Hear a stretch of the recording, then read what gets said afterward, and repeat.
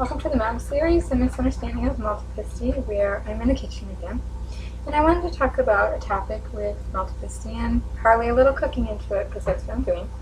So Thursday I made a traditional Sunday sauce, but it's in the freezer already. And what I did was I kept a couple of meatballs out and a little bit of meat. And a little bit of the sauce, just so I could parlay that into my regular marinara sauce. So I had some mushrooms left over from a casserole I made, and I had just gotten the mushrooms the other day. So I cooked those up with a couple little sweet assorted red and orange peppers, and some onion and some garlic, about 2 cloves garlic, actually about the size of my finger the peppers were, and about the width of 2 fingers, so good sized little mini assorteds for the price. And then I got about a half of a medium sweet yellow onion sauce. So I chopped up 1 carrot, 1 medium carrot, and 1 celery stalk with the leaves on it. And I just cooked that in about 1.5 tablespoons of extra virgin olive oil, not even 2 tablespoons. And then I added just a little bit of butter to that. And I like to cook mine that way when I'm doing vegetables. Just a little butter, a little extra virgin olive oil. It makes it just, especially with mushrooms, for some reason it just helps the flavor. And then I just gave a little dusting of salt. And what I did was I added in 2 meatballs that I had, 4 that I kept out, and my vegetables are in there. So my carrots all cooked, onions, and I just took a little bit of my meat sauce and a little bit of my crushed tomato that I had left over, and a little bit of my regular pureed tomato. Just cooking it down so I'll have a little marinara sauce to go over some angel hair pasta.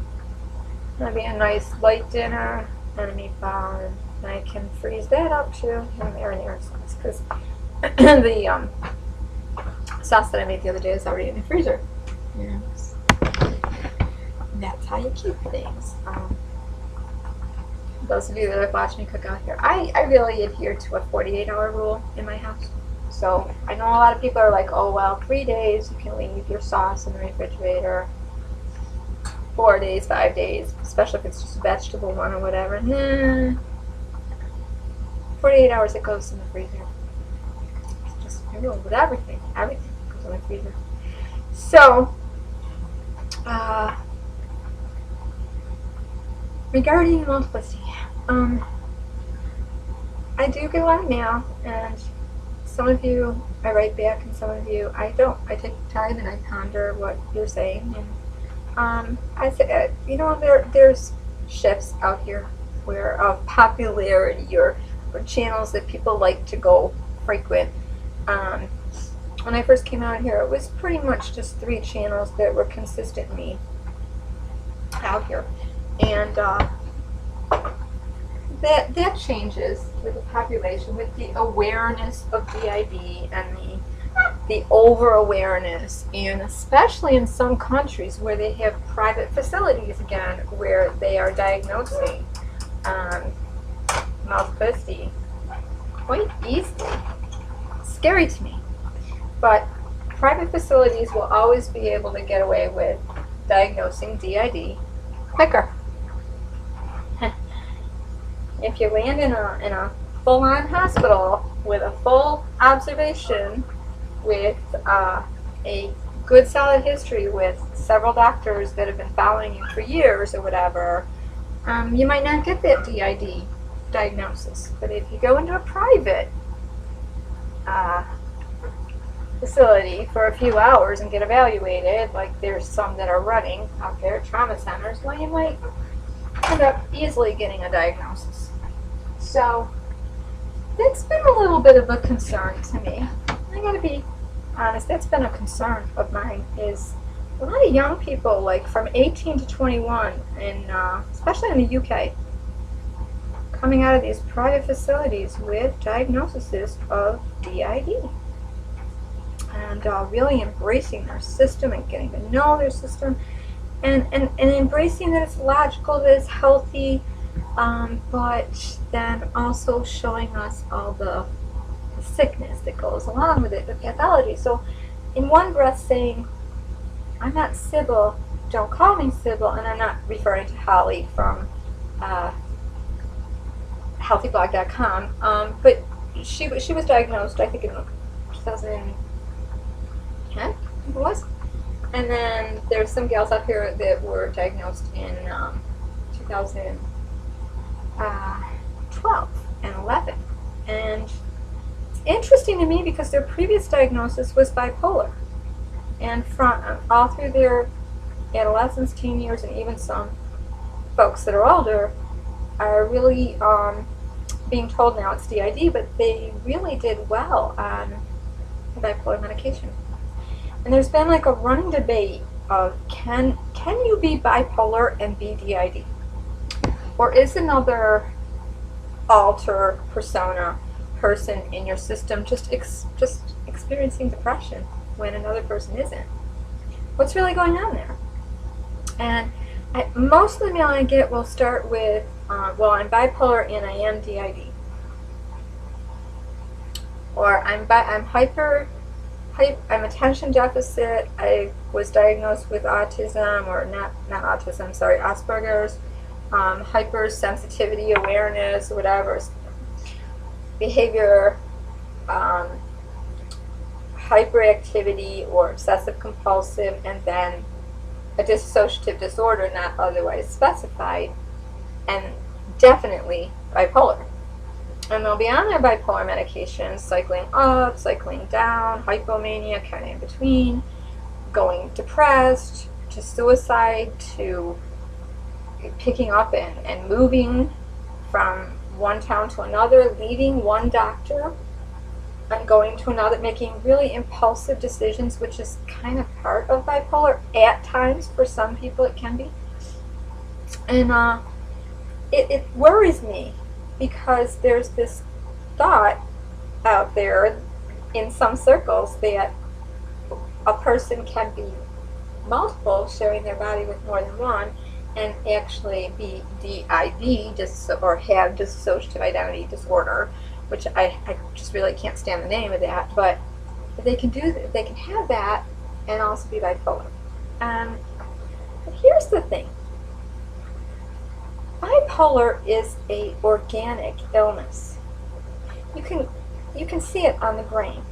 The amygdala is affected by it, the emotions, the hormones, the SSR uptake, all the dopamine, all the things that people need can be leveled out, corrected a little at a time with different medications. And usually people do pretty good on their medication when they stay on their medication.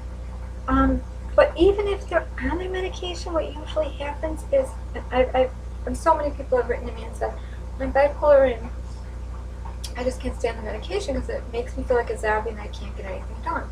Because people really do like their what's called mania levels or hypomania levels, because they can get so much done. They can go to work, they can create, they can invent incredible things for mankind. They can take on huge feats. Sometimes they don't need sleep. Sometimes they go for, and everybody has a different cycle. There's people that rapid cycle, bipolar, I think it's 2, where they all day long, up, down, angry, impulsive, happy, on, off, cry, and then there's people that really go in cycles, and that cycle can be 2 months, it can be every 2 months, it could be every 3 months, it could be every 6 months, and you really don't know unless you start charting it and looking at everything. Like, when am I getting more done? When am I more active? When is my family, my relatives, and people telling me, you're impossible to be with, you're agitated, so you really do have to be around other people to know a little bit about what's going on. And 9 times out of 10, when I write back to somebody, it would help if you stayed with 1 or 2 therapists to follow you, to to be consistent, usually people are moving. They're moving around. They're moving from one town to another, one country to another, one college to another, one apartment to another, and then looking for new doctors always that will take insurance and that will understand DID. Here's my thought on bipolar and multiplicity, and I've checked this out with a few doctors, including therapists that I've gone to for years that we haven't seen each other in person. We talk on the phone now, but I still consider him my therapist. I run all my sound. I do my soundboard, sound offs to him, and we run through stuff on the phone. Maybe once a week, maybe once a month, but he's there.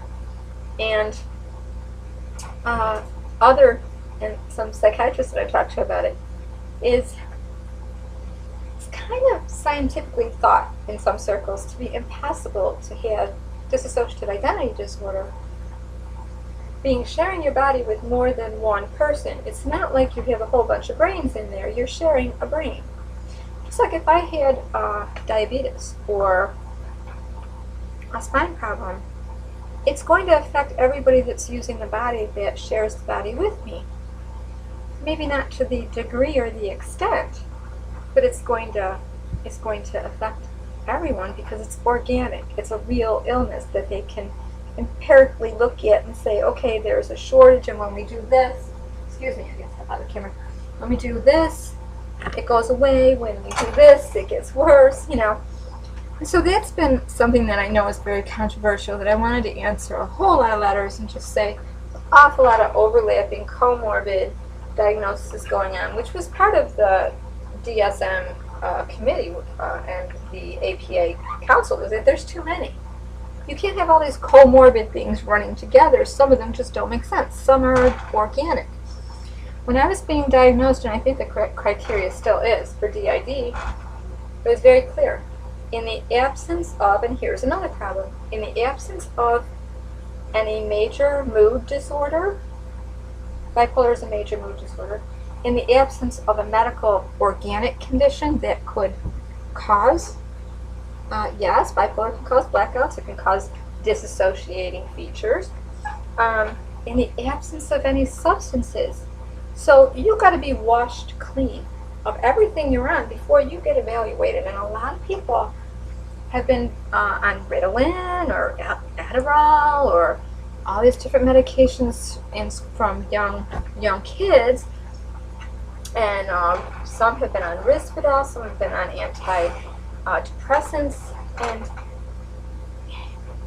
once you're on those things, it cancels out a diagnosis of DID because it can be attributed to the medication and blackouts.